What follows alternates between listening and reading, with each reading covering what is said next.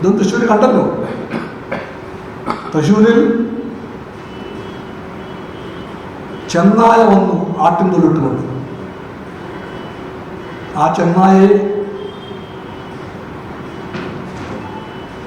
ആടാണെന്ന് ഓർത്തുകൊണ്ട് കുറേ ആളുകൾ താണു വണങ്ങി അവർക്ക് വേണ്ടി എല്ലാം ചെയ്തു കൊടുത്തു. അതിൻ്റെ ഭാഗമായി അവർ ഒരു കാര്യം മറന്നുപോയി. ഈ വേഷം മാറുന്ന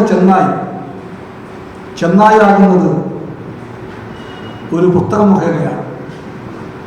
ആ പുസ്തകത്തിൻ്റെ പേര് വിചാരധാര എന്നാണ്. ആ പുസ്തകം രാജ്യത്തിലെ ആഭ്യന്തര ശത്രുക്കളെ പറ്റി പറയുന്നുണ്ട്. ആ പുസ്തകം ഈ കേക്കേറ്റ് വാങ്ങിയവർ, സ്വന്തം കിരീടം കണ്ട് കണ്ണു മഞ്ഞടിച്ചവർ, BJPക്കുണ്ടായ മനസാന്തരം കണ്ട് കണ്ണു നിറഞ്ഞവർ, അവർക്ക് വേണ്ടി വോട്ട് കൊടുക്കാനായി രഹസ്യമായി പരസ്യമായി ആഹ്വാനം മുഴക്കിയവർ, അവരെല്ലാം വായിക്കണം ആ പുസ്തകം. ആ പുസ്തകത്തിൽ ഇന്ത്യക്കകത്തുള്ള ശത്രുക്കളിൽ ഒന്നാം ശത്രു മുസ്ലിമാണെങ്കിൽ രണ്ടാം ശത്രുവാണ് ക്രിസ്ത്യാനി.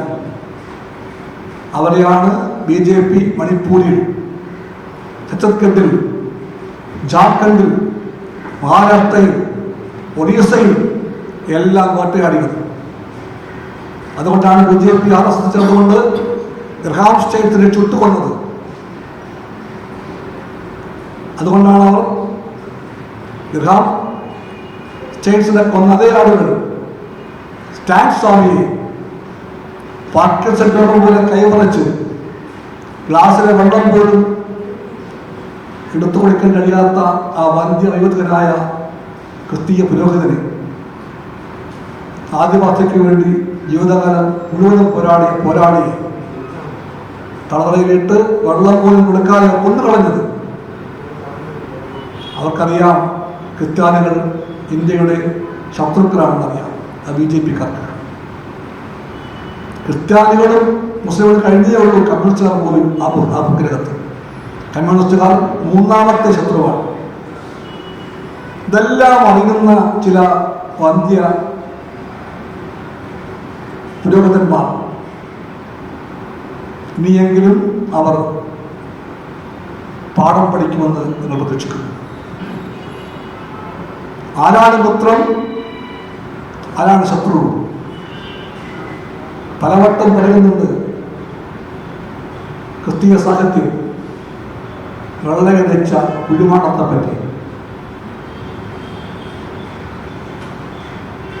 ആ കുഴിമാടങ്ങളെ തിരിച്ചറിയാൻ അതിൻ്റെ മേൽ പൂശിയ വെള്ളച്ചായം കാപട്യമാണെന്നറിയാൻ അവർക്ക് സാധിക്കുമെങ്കിൽ സന്തോഷം. നിങ്ങൾ അവരെ കുറ്റപ്പെടുത്തുകയല്ല, പക്ഷേ നിങ്ങൾ അഭ്യർത്ഥിക്കുന്നു.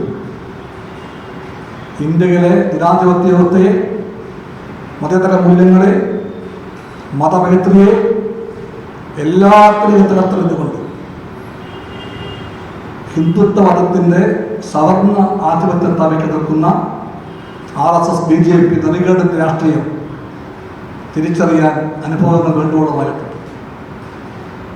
ആ അനുഭവങ്ങളെ അടിസ്ഥാനമാക്കി കണ്ണു തുറന്ന് യാഥാർത്ഥ്യങ്ങളെ കാണാൻ തയ്യാറാകണമെന്ന് ഒരുപാട് പേരെ അറിഞ്ഞും അറിയാതെയും എഴുന്നേൽപ്പിച്ച ക്രിസ്തീയ പുരോഹിതന്മാരിലെ ഒരു ഭാഗം, ഭൂരിപക്ഷം അങ്ങനെയല്ല, ഒരു ഭാഗം പലവിധ കാരണങ്ങളാൽ ആ വഴിക്ക് പ്രവർത്തിച്ചിട്ടുണ്ട്.